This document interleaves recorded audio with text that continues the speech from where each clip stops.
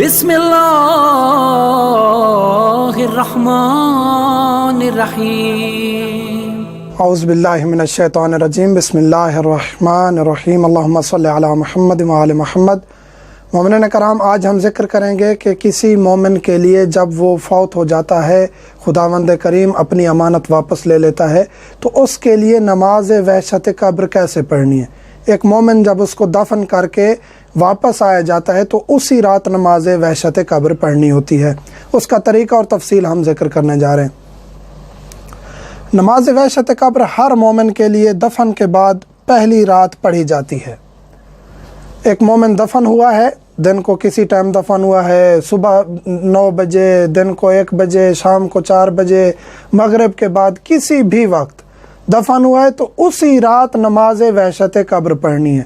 یہ ایک کنسیپٹ بنایا گیا ہے کہ مغرب کے بعد اور عشاء سے پہلے پڑھنی ہے، اس کے علاوہ نہیں ہوتی، ایسا نہیں ہے۔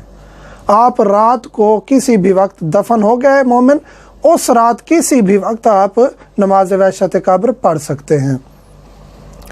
اگرچہ رات کو بھی کسی وقت یعنی آدھی رات تک بھی اگر کوئی مومن دفن ہوتا ہے، رات کو بھی کسی بھی وقت دفن ہو جاتا ہے تو اسی رات آپ نے دفن ہونے کے بعد نماز وحشت قبر پڑھنی ہے۔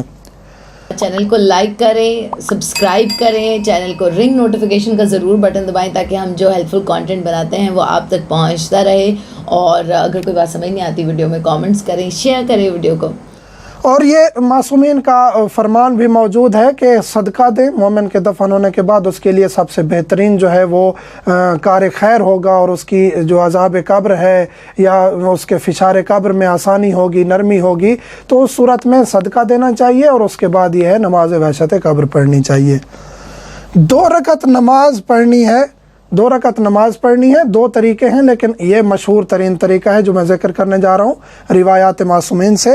2 رکعت نماز پڑھنی ہے، نیت کرنی ہے کہ فلاں ابن فلاں نام لے کے اس مرحوم کے لیے میں نماز پڑھ رہا ہوں، نماز وحشت قبر۔ اگر نام نہیں بھی آتا بعض دفعہ تو قصد کر لیں کہ فلاں مومن کے لیے میں پڑھ رہا ہوں، قربتاً الی اللہ، نماز وحشت قبر پڑھتے ہیں قربتاً الی اللہ، اور اس کو انجام دینا ہے۔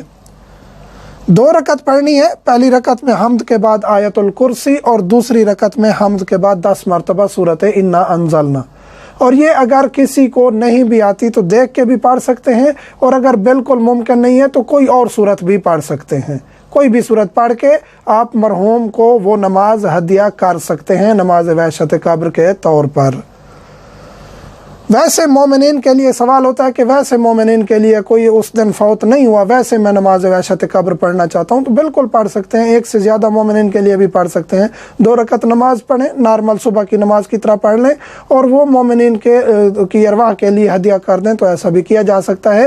اور ویسے یہ مشہور طریقہ یہ ہے، یہ پڑھ کے مومن کے لیے دعا کریں، درود شریف پڑھیں، پھر مومن کے لیے ہاتھ بلند کریں اور اس کا نام لے کے اس پر رحمت کے لیے، اس پر برکت کے لیے، اس کی قبر میں برکت کے لیے، اور عذاب قبر سے دوری کے لیے یہ تمام دعائیں مانگیں، اور خداوند کریم سے دعا ہے کہ ہر مومن کی مغفرت فرمائے، اور مومنین سے ملتمس ہوں کہ مجھے اور میرے بچوں کو اور والدین کو بھی دعاؤں میں یاد رکھیے گا۔ الحمدللہ رب العالمین۔